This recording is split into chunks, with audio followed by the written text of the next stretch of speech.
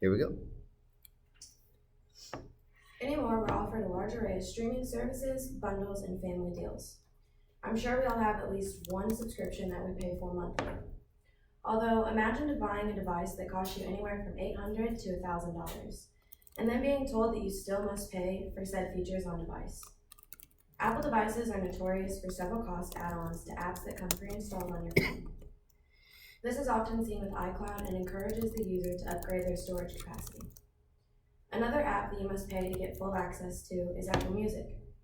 However, subscribing monthly to this means that you've now paid at least $150 more per year for your phone, on top of your pre-existing phone bill. Personally, I pay to have this feature since I listen to music all day at my job, and in my own time as well. But I do think it is something that I should get for free.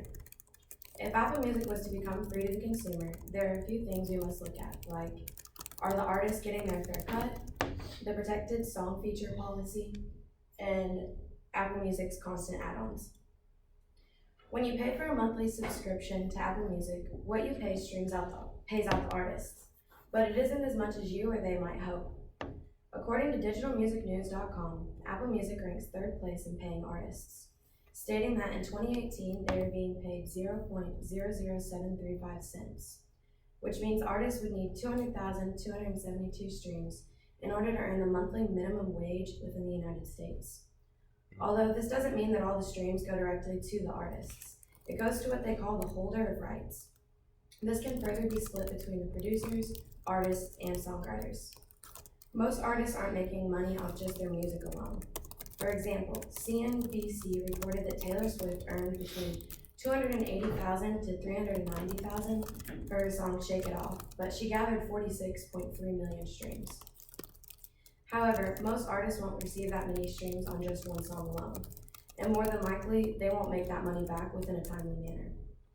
Also, calculations showed that around 1 million streams on Spotify translates to $7,000, while 1 million streams on Pandora only brings in $1,650. So, if artists aren't making a large profit off their own music, then where is the monthly subscription cost going to?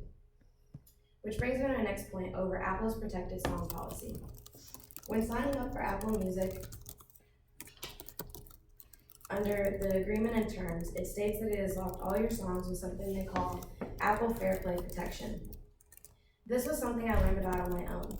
I was a freshman in college and was taking advantage of the student deal. But once my email expired at the end of the semester, it canceled my subscription and I lost everything that I had downloaded over the year, starting me completely over. This was a huge frustration since there was no way I could remember everything that I had added to my library. Alternatively, if they would include this feature into the purchase of your phone by simply registering it under your Apple ID, it would allow for you to keep your music over time and also ensure that you're the only one who has access to it. Additionally, there are already available platforms that consumers can use to hear content, such as YouTube or SoundCloud. Lastly, Apple has always been known for having constant add-ons or other things that you can buy for compatibility purposes. A year ago, I was working in a phone store helping people with their phone issues every day. One recurring issue that I saw was iCloud storage was always full. Apple offers you an upgrade option that you must purchase monthly, or else you won't be able to save, download, or sometimes even save your photos. In addition, Apple was involved in a scandal back in 2018 over slowing down their old phones once new models rolled out. According to NewYorkPost.com, it was investigated by the Department of Justice and Securities and Exchange Commission. They were trying to see if laws were violated in relation to flagging batteries, which means that older phones that had software updates might slow down the phones with pre-existing battery problems. But it was noted that they lowered battery replacements from $79 to $29. Obviously, Apple is constantly making money off of the consumers. If it isn't their products, it's the things that they're selling for the devices to make further profit. Overall, there seems to be a lot of things that Apple does right, or else they wouldn't be a $1 trillion company. They know to target audiences and make the consumer want to buy into their products.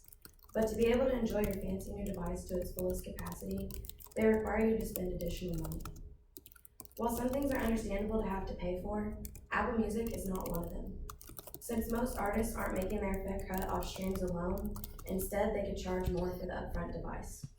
Secondly, losing out on all the music you've gathered over a certain amount of time stinks, and this would allow the policy to be linked to your Apple ID instead of your credit card number.